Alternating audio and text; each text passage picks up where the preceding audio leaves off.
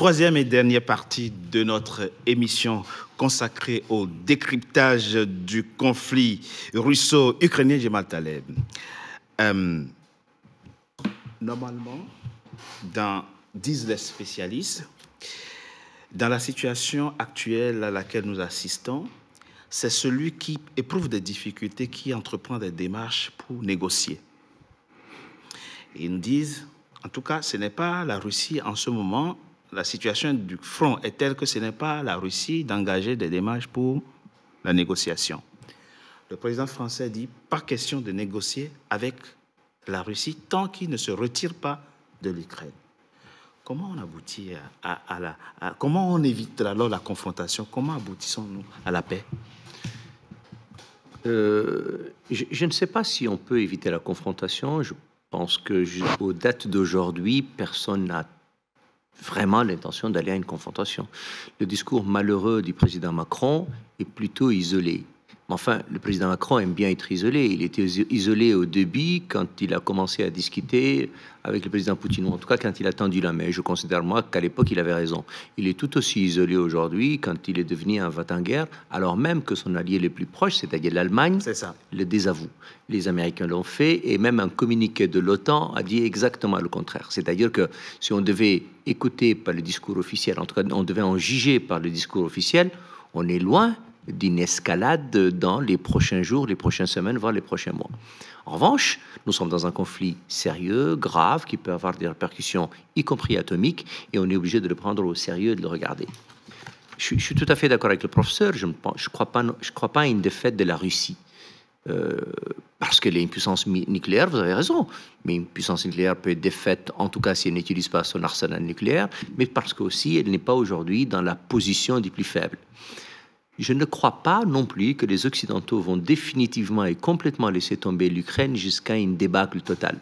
Pour une raison toute simple, c'est que faire face à un Poutine qui marche sur Kiev et qui marche sur, en tout cas, les conditions de sa paix, n'est pas acceptable pour les Occidentaux et en tout cas pas les Américains. Et le signal donné à tous les pays anciennement bloc de l'Est, ou en tout cas la Pologne, la République tchèque, la Hongrie et surtout les pays baltes, de la part des Occidentaux et de la part des Américains, va être tout de même assez catastrophique. Donc, c'est un scénario auquel je ne crois pas non plus. Toutefois, il faut quand même bien qu'à un moment, on sorte d'une guerre. D'abord, elle peut durer très longtemps. Qui aurait cru qu'elle allait durer 2 ans? D'ailleurs, Poutine lui-même, au départ, croyait être parti pour une épopée de quelques semaines. Voilà qu'on est à 2 ans, et probablement plus.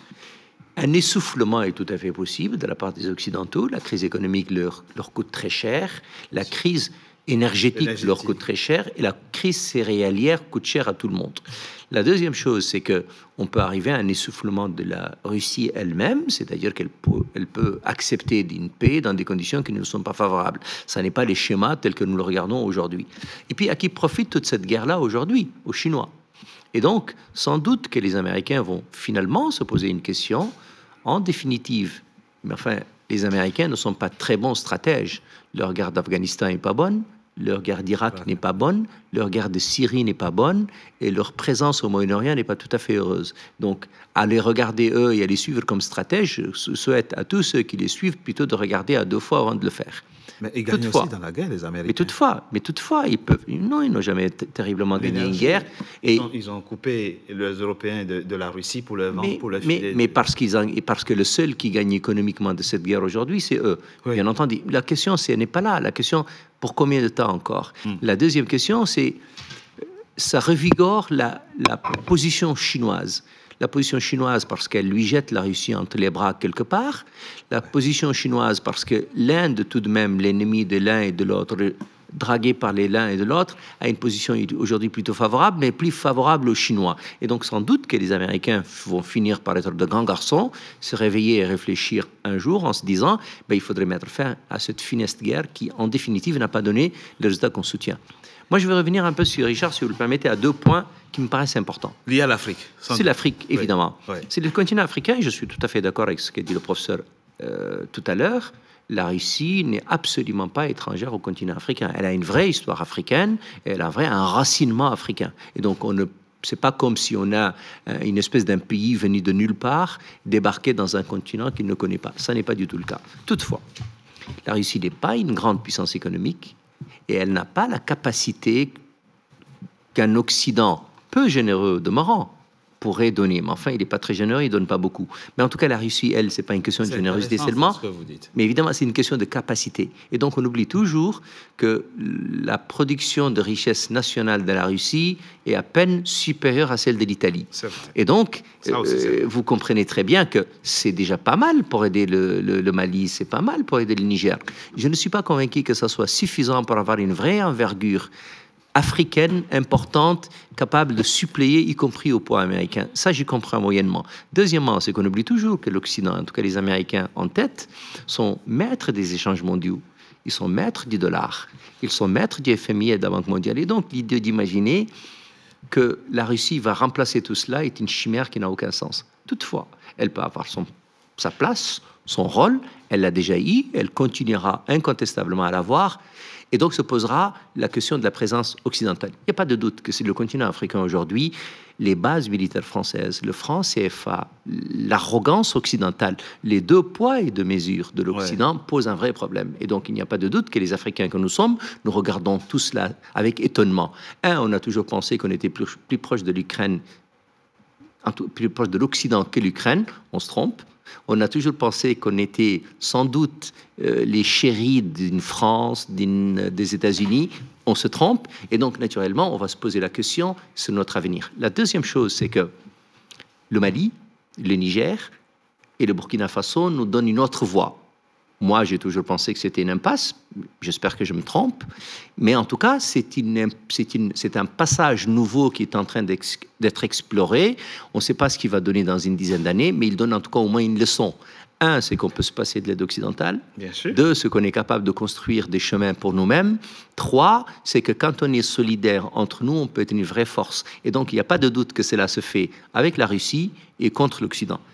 Quant au dernier point, et j'en aurais fini sur ce point-là, je pense qu'il y a un mauvais calcul des Occidentaux, mais comme souvent. C'est-à-dire qu'il y a une image que nous avons tous et que nous pensons souvent que les Américains, que les Occidentaux sont des gens intelligents, très forts. Et ils sont intelligents, la question ne se pose pas. Mais enfin, plus intelligents que la moyenne, qui réfléchissent avec des stratèges et ne prennent que des décisions qui ne leur coûtent pas très cher et dont les conséquences ne sont pas lourdes pour eux. Mais on se trompe. C'est pas toujours vrai. En Ukraine, je pense qu'ils sont en train de se tromper. Je pense qu'ils se sont trompés en Afghanistan, je te dis solaire, en Irak, et là oui, déjà au Vietnam. Et donc ils se trompent tout le temps. Et donc un peu de modestie de leur part, moins d'arrogance, ne leur ferait pas de mal. Brice Mouzamba, c'est un point intéressant et important aussi qu'il faut souligner. La présidentielle, c'est dans quelques mois, aux États-Unis, je veux dire. On a bien compris que ce que veut Trump, s'il prend le pouvoir, c'est de dire au président Zelensky, au bout de 2 ans, tu n'as pas réussi, laisse tomber, on arrête ça là, on évite la casse, il a pris ce qu'il a pu prendre, je vais lui parler et il va s'en arrêter là.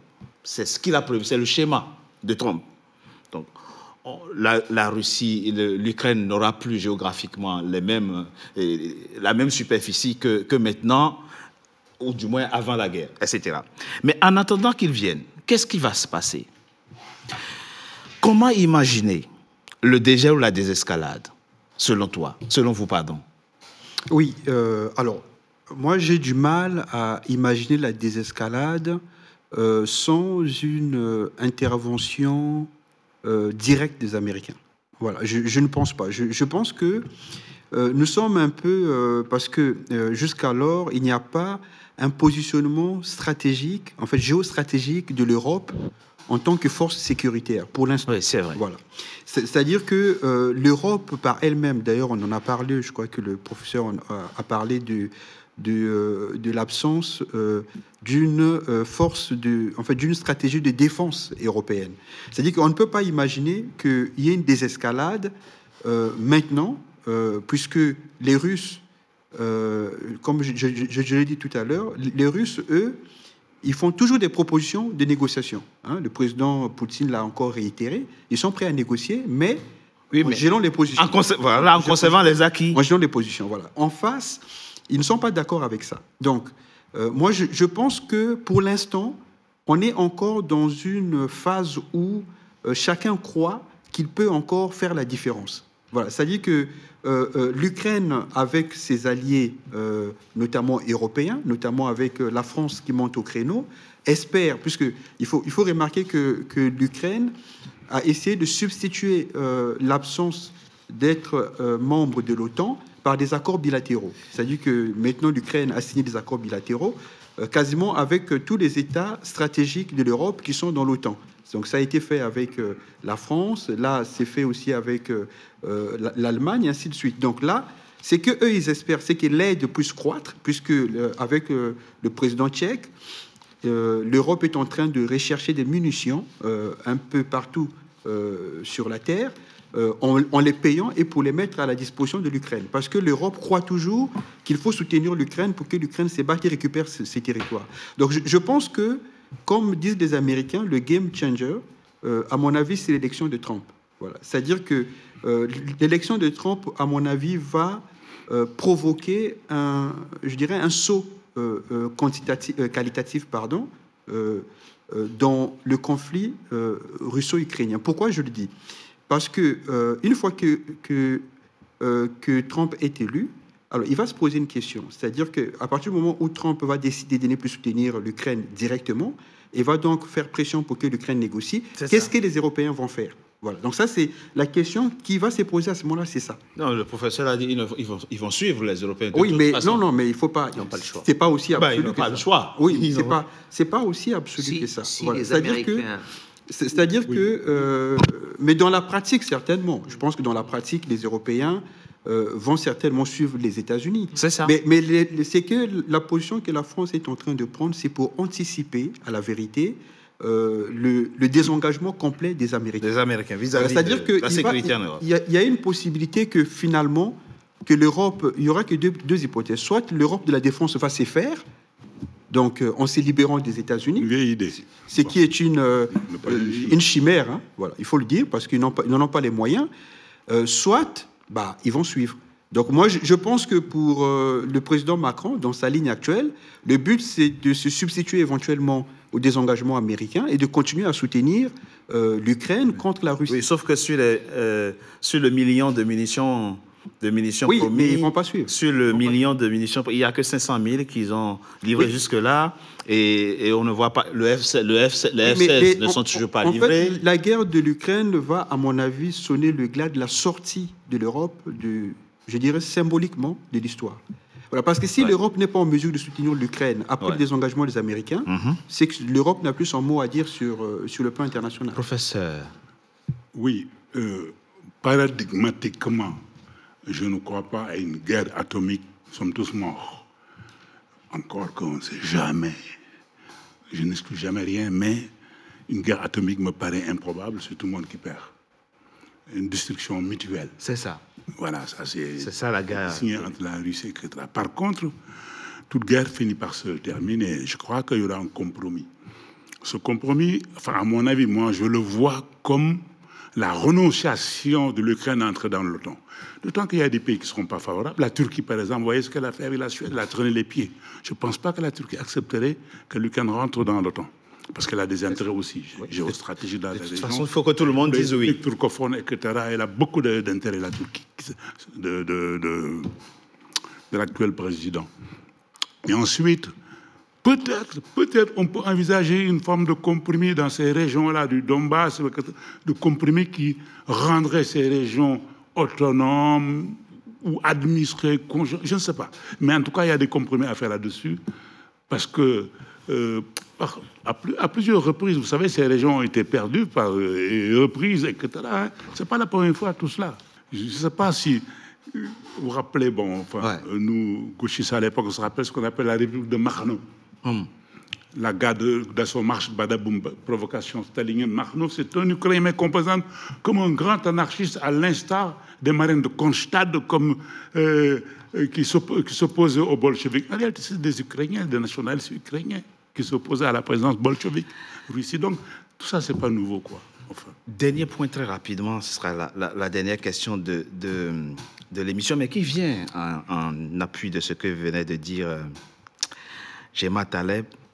Les Européens viennent de découvrir à Uri après avoir profité de ce que Laurence Fabius appelle des dividendes de la paix, qu'ils ont eu tort d'avoir dormi pendant 30 ans en termes de constitution d'armée, en termes d'armement, pendant que la Russie, elle était en train de s'armer.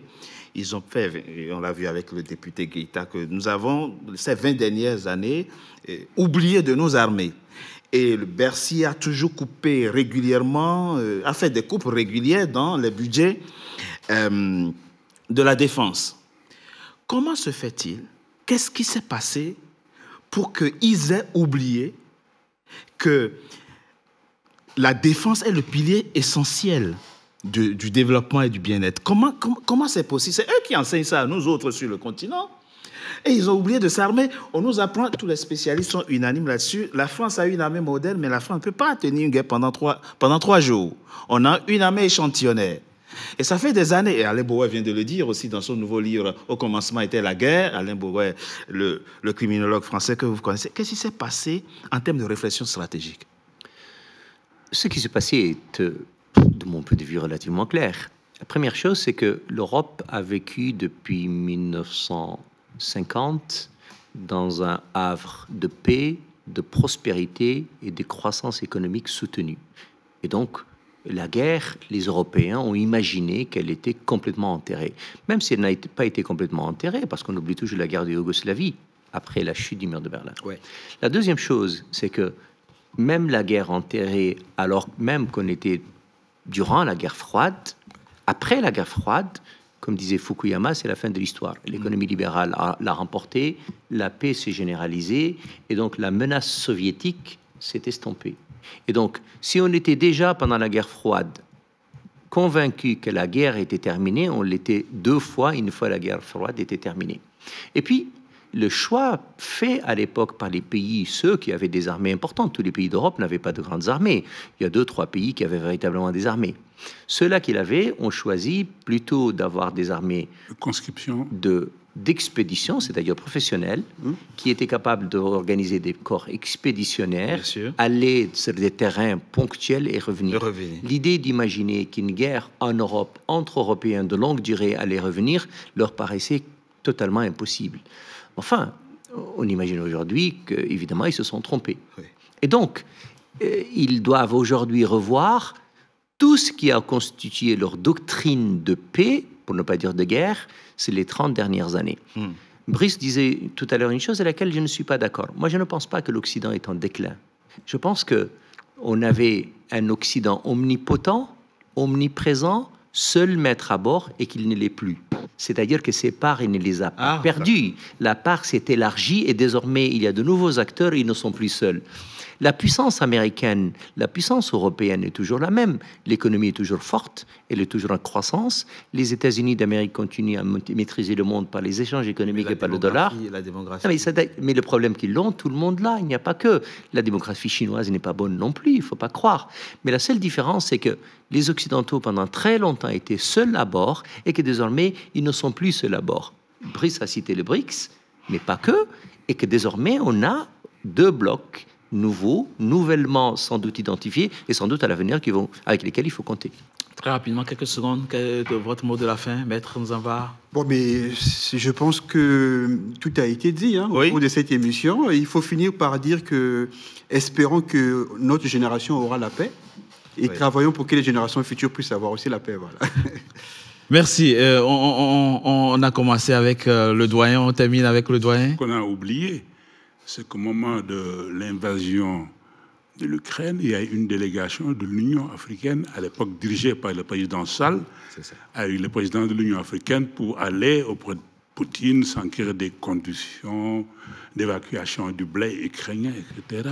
Et je me rappelle que le premier mot du président Sall était de dire à Poutine, vous savez, nous sommes abstenus. Donc tout ça, ça doit faire réfléchir les Africains sur leur destin économique. Et je pense que le non-alignement doit revenir à l'ordre du jour. Merci à vous d'avoir accepté de participer à cet échange sur le conflit russo-ukrainien. On retiendra de cette émission qu'il est à penser et à souhaiter que la confrontation n'ait pas lieu. En tout cas, le professeur nous a expliqué que toute confrontation, toute guerre nucléaire est à exclure, puisque de toute façon, et d'ailleurs, l'ancien Premier ministre Dominique de Villepin l'a souligné il y a quelques jours, la règle, la grammaire de la guerre nucléaire, c'est qu'elle nous entraîne dans une situation où à la fin, on est tous morts. Donc, ce n'est pas intelligent d'aller jusqu'à la confrontation nucléaire. En tout cas, merci à vous. Merci d'avoir accepté de participer à cette émission. C'est la fin, mesdames et messieurs, de notre émission. Si vous voulez suivre à nouveau cette émission, allez sur www.nca-tv.com. Toutes nos pensées vont vers notre collègue qui vient de perdre brutalement sa maman, sauvagement assassinée. Nous espérons que les auteurs ou l'auteur de cet assassinat sera appréhendé et que justice lui sera rendue. Merci à vous. À très bientôt pour un nouveau numéro de Frontal.